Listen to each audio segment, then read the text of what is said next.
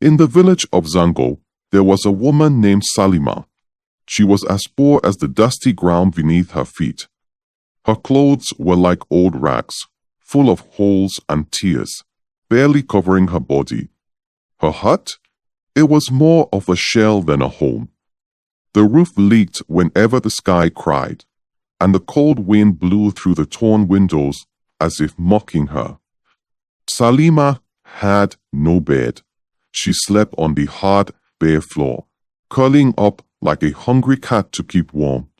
Every night, she prayed for a better life, but the mornings always greeted her with the same struggle. She tried everything to survive. She fetched water for people, washed their clothes, and even worked on their farms. But no matter how hard she worked, her hands always came back empty. It was as if the world had turned its back on her.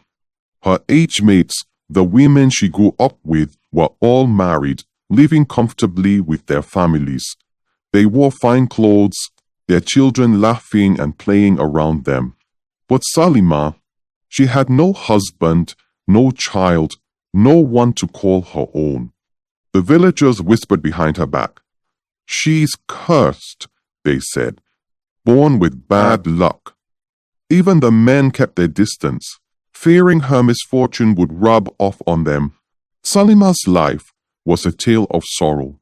She walked through the village like a shadow, unnoticed, unloved, and unwanted.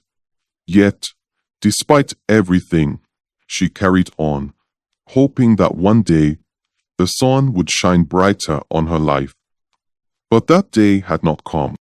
Not yet. One hot afternoon, Salima carried her bundle of tattered clothes to the river. The sun beat down fiercely, and the river sparkled like a pot of melted silver. She knelt by the water, scrubbing her rags with hands as rough as the village roads. The sound of the rushing water was the only comfort she had. As Salima washed, she heard the soft rustle of footsteps behind her. She turned quickly, her heart skipping like a frightened bird. There, standing tall and proud, was a woman dressed in clothes so fine they seemed to belong to a queen.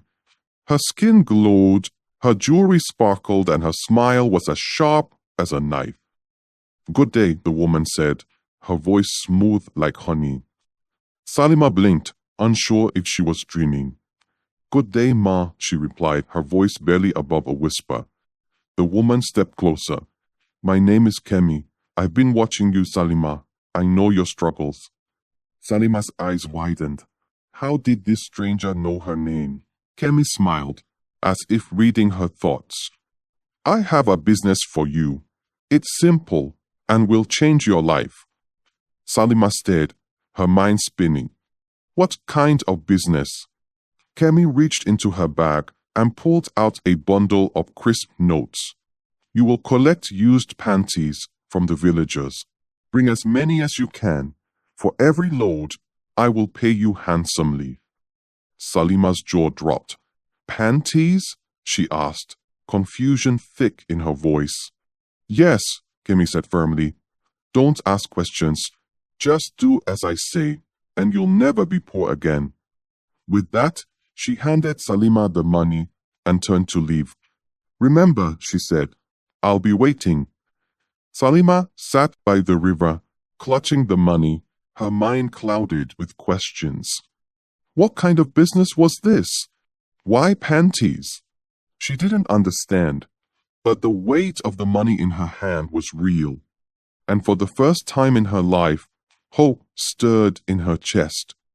She packed her clothes and headed home, her heart beating like a talking drum. What would she do next? The next morning, Salima woke up with a plan. She knew the villagers might grow suspicious if she asked for only panties. So, she decided to make her trade seem ordinary. With the money Kemi had given her, Salima went to the market and bought colorful buckets and bowls, big and small, each one shining under the morning sun. When she returned to the village, she knocked on the first door. An old woman opened, her eyes narrowing at Salima. "Good morning, Mama," Salima greeted, holding up a bright blue bucket. "I'm exchanging these for any old clothes, shoes, or even panties you don't need." The old woman grunted. "Old clothes? Shoes? Panties?" She shook her head. "What kind of business is that?" "It's for a new venture," Salima said, her voice steady.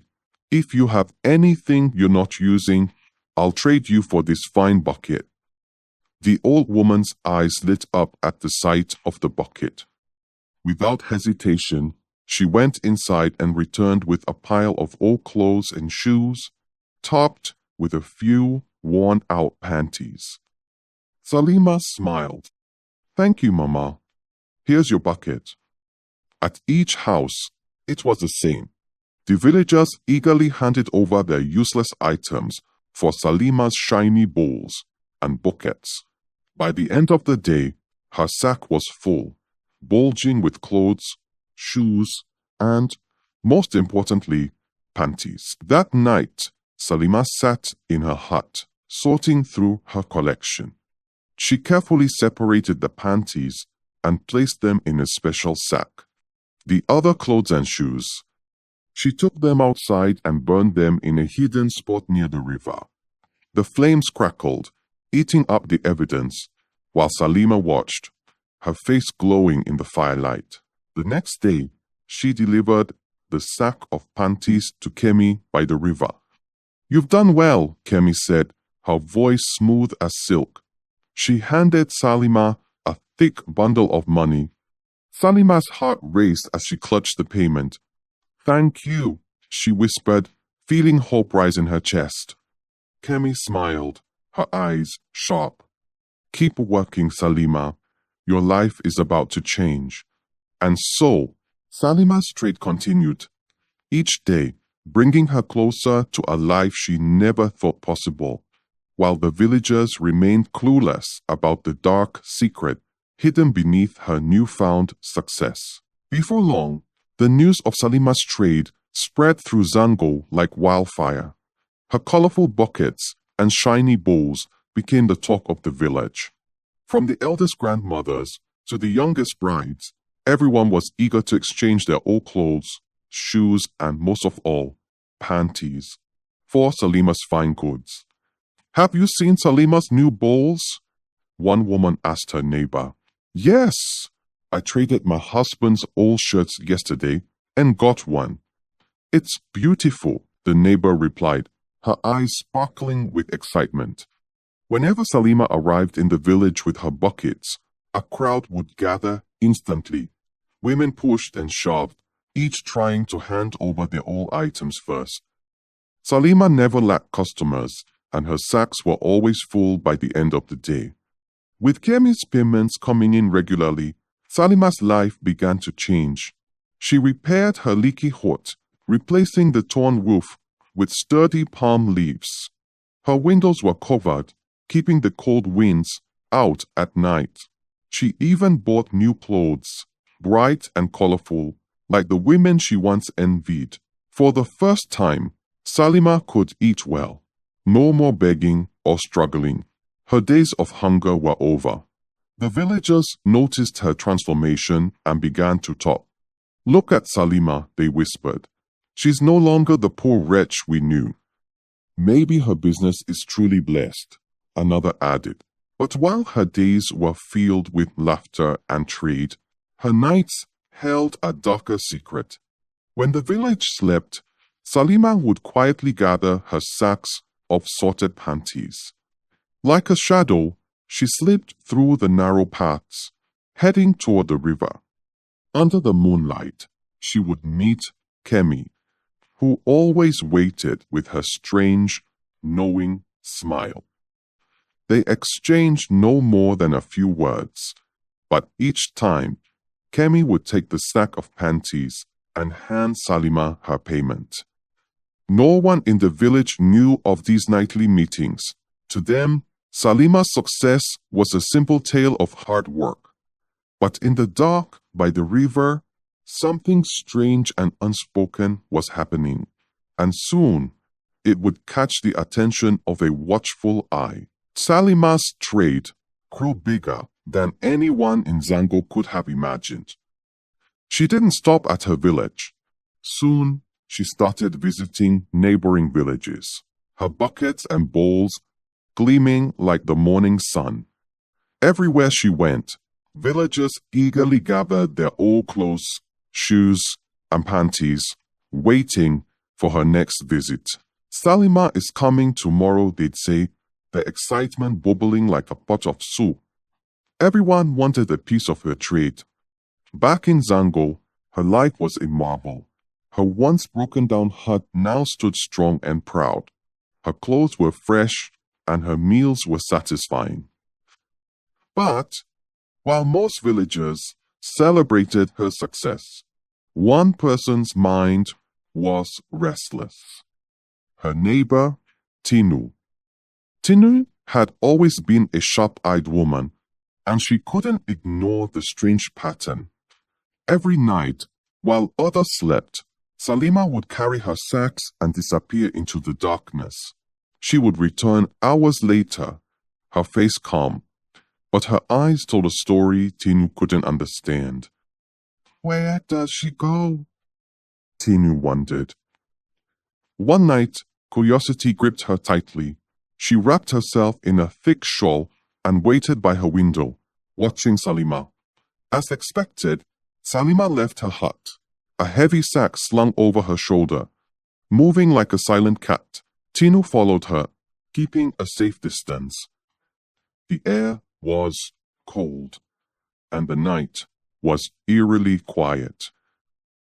Tinu's heart beat loudly in her chest, but she pressed on, hiding behind trees and bushes. Finally, they reached the river.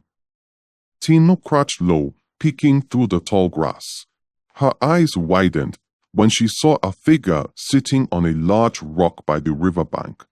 It was Kemi, her rich clothes glowing faintly under the moonlight. Around her, candles flickered, their flames dancing in a perfect circle. Salima approached, dropping her sack in front of Kemi. Without a word, Kemi opened the sack, pulling out only the panties. The rest of the clothes were pushed aside. Then Kemi began to chant. Her voice was low and rhythmic, like the hum of bees, and the air around her seemed to thicken. Tina's breath caught in her throat as she watched. Kemi raised her hands, and suddenly the panties vanished into thin air, leaving behind a faint, eerie glow. A strange laughter echoed through the night, sending chills down Tinu's spine. Her legs trembled, and her heart pounded like a drum. She wanted to run, but her feet felt like they were stuck in the mud. What had she just witnessed? Who was this Kemi, and what was she doing with the villagers' panties? Fear gripped Tinu as she quietly retreated, her mind racing. She had seen enough for one night, but she knew this was just the beginning of a terrifying truth. Tinu's heart raced like a trapped bird as she stumbled back through the dark forest. The eerie laughter from the river still echoed in her ears, and every rustle of leaves felt like a hand reaching for her. She clutched her shawl tightly, her feet moving as fast as they could, but the weight of fear made her legs feel like stone. She didn't stop until she reached her hut. Slamming the door shut, she bolted it and pressed her back against the wood, breathing heavily. The shadows in her room seemed to stretch and move, and the silence was deafening. Tinu sat in a corner, her knees pulled to her chest, her eyes darting around the room. Sleep refused to come. Her mind replayed the scene by the river, the candles, the chants, the disappearing panties, and Kemi's haunting laughter. She hugged herself tighter, whispering prayers under her breath, begging for the night to end. At the first light of dawn, Tinu could bear it no longer.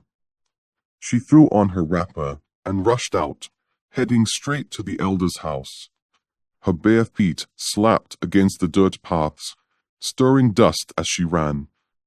When she arrived, the elders were just waking up, their faces lined with sleep and age. But the panic in Tinu's eyes erased their weariness. "What is it, Tinu?" asked one of the elders, his voice heavy with concern. "It's Salima," Tinu cried, her words tumbling over each other. "She goes to the river every night. There's a woman, Kemi. She's doing something dark with our clothes. I saw it with my own eyes." The elders exchanged uneasy glances. "What did you see?" another elder asked, leaning forward. Tinu took a deep breath, her voice trembling. There were candles. Kemi was chanting. She took only the panties, and then they vanished. After that, there was laughter, evil laughter. The elders sat in silence, their faces growing more serious with each word. Finally, one of them rose. "This is a grave matter. We must summon Salima at once." The village bell was rung, its sharp clang waking everyone. Men, women, and children gathered quickly in the square, murmuring among themselves. "What's happening?" they asked, their voices filled with confusion. When Salima arrived, her face was calm, but her eyes wary. The elders stood before the crowd, their expressions grim. "Salima," the head elder began, "your neighbor, Tinu, has brought a troubling report. She says she followed you to the river last night and saw things that concern the safety of this village. We demand an explanation." The crowd fell silent, all eyes on Salima. The air was thick with tension, and even the smallest breeze seemed to carry whispers of fear. Salima stood in the center of the village square, her legs shaking like leaves in the wind.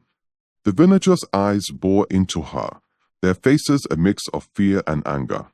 She swallowed hard, but her throat felt as dry as the Hamatan wind. "Salima," the head elder said again, his voice sharp. "Speak. What are you hiding?" Salima looked down, her hands clutched tightly together. I can't," she whispered. "I took an oath. If I speak, I will run mad or die." Gasps rippled through the crowd. Whispers rose like a hum of bees. "An oath? What kind of oath?" The head elder frowned and turned to one of the younger men. "Bring the chief priest," he ordered.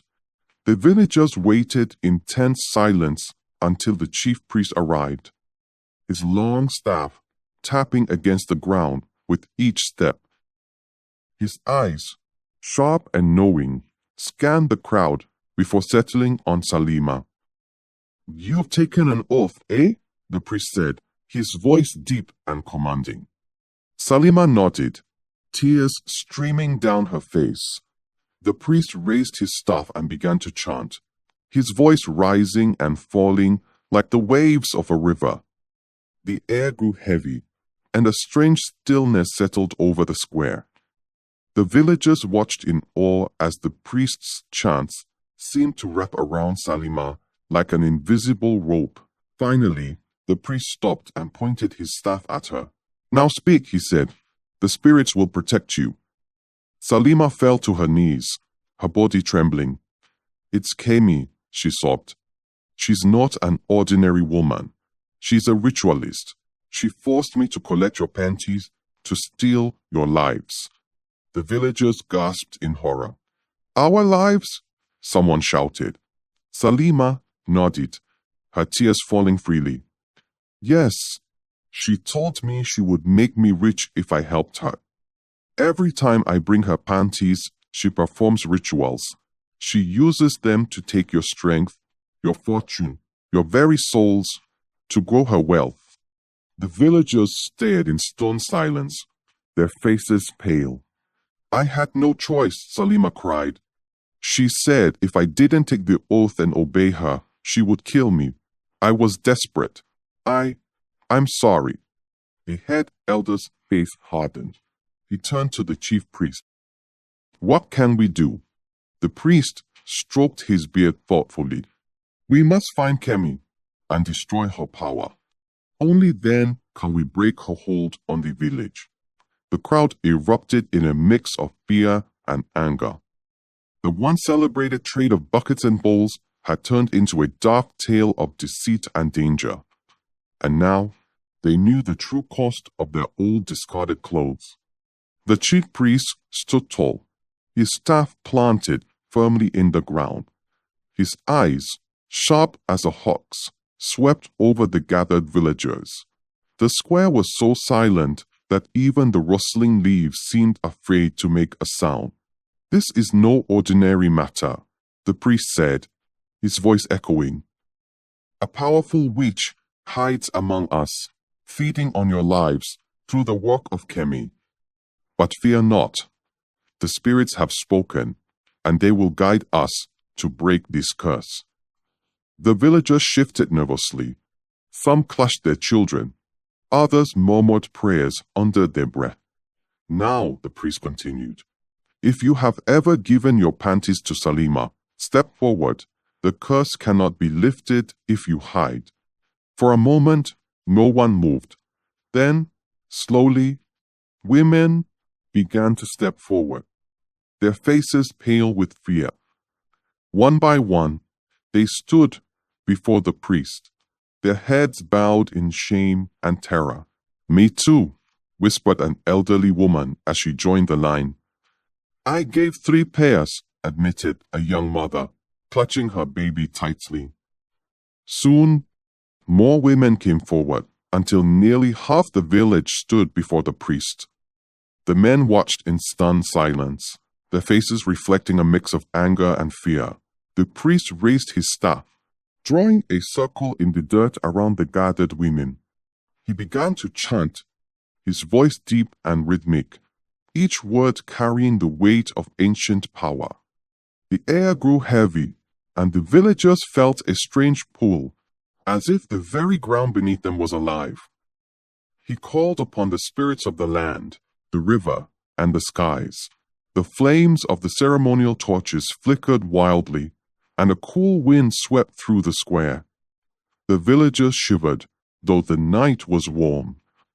As the chants grew louder, the women inside the circle began to sway, their eyes wide with fear.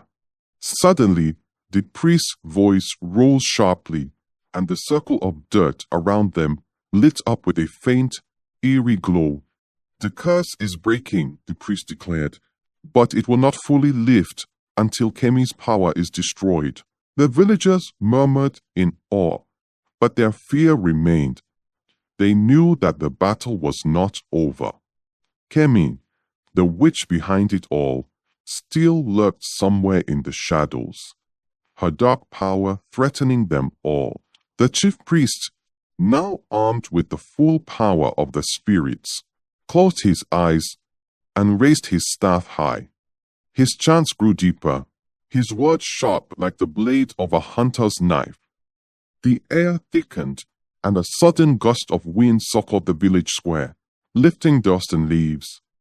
The villagers held their breath, their eyes fixed on the priest. "She is close," the priest declared, his voice booming. "Her lair lies near the river, hidden beneath the old baobab tree." A murmur rippled through the crowd. The baobab tree was a place children were warned to stay away from, said to be cursed by dark spirits. Now, the truth of those old tales chilled their hearts. "We must end this now," the priest said. "Her power weakens, but she is still dangerous." Led by the priest, the villagers grabbed sticks, stones, and torches. Their faces were set in grim determination as they marched toward the river. The once familiar path now felt darker, each step echoing with the weight of their mission. When they reached the baobab tree, the priest pointed his staff at the ground. "Here," he said, "her coven lies below." With a nod, The strongest men began to dig. It wasn't long before they uncovered a hidden entrance, a small, dark tunnel leading underground. The air around it was thick and foul, reeking of decay and magic. "Bring her out," the priest commanded. Two brave men entered the tunnel, their torches lighting the way. Moments later, they emerged, dragging a struggling figure behind them.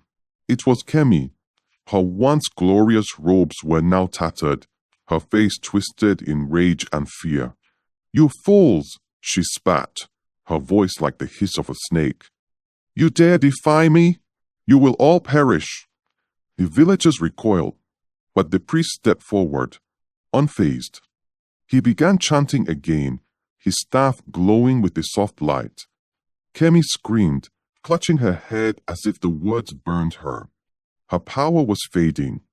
One by one, the villagers stormed her lair, smashing the charms, candles, and strange artifacts scattered inside. Each item destroyed seemed to weaken Kemi further, her screams growing fainter. Finally, the priest raised his staff. "It is done," he said. "She is powerless." The villagers dragged Kemi back to the square. There, they tied her to the old tree in the center, the very tree under which the village once held its joyous celebrations. Now, it bore witness to their darkest trial. "You have stolen from us," the head elder said, his voice heavy with anger. "You have cursed our people. Today, your reign of terror ends." Without hesitation, the villagers picked up stones, their fear and rage fueling their actions. The air filled with the sound of rocks striking wood and flesh. Kemi's screams echoed briefly before fading into silence. When it was over, the villagers stood in solemn silence. The witch, who had brought so much pain, was no more.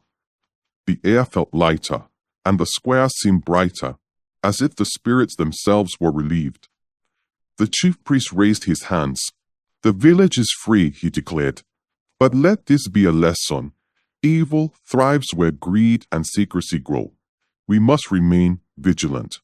The villagers nodded, their hearts heavy yet relieved. They had won, but the memory of Kemi's dark deeds would linger forever.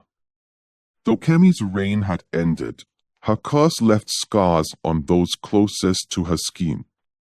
Salima and Tinu bore the weight of their choices. For Tinu, her bravery came at a cost, her sight. The morning after Kemi's death, Tinu woke to darkness. The once bright world of Zengo was now a void, and she cried bitterly. Salima, too, suffered. Her legs, once strong enough to carry sacks of clothes, could barely support her. Every step was painful, her body trembling under the weight of her guilt. The villagers turned to the chief priest once more. He performed rituals, chanting and calling upon the spirits. Slowly, Tinu's sight returned. She blinked, tears of gratitude streaming down her face as the village came back into view. But for Salima, the healing was not complete. Though the priest tried, her legs remained weak. Limping, she knelt before the villagers, tears falling freely. "Please," she begged, her voice cracking. "Forgive me. I was blinded by greed and fear. I never meant to bring harm to you all." The villagers watched in silence, some with pity, others with anger. Salima's sorrow was deep, but her actions had almost destroyed them. Salima's shame grew too heavy to bear. Though the villagers no longer cursed her name aloud, their cold stares and whispered words haunted her every step. She knew she could not stay. One morning, with nothing but a small bundle, Salima left Zengo. She limped down the dusty road, her heart heavy. The village watched her go, their faces a mix of relief and sadness. Her name became a lesson, a warning of what could happen when desperation meets deceit. Parents told their children of Salima, the woman who traded their safety for riches. But while Salima left in shame, Tino stayed and was celebrated.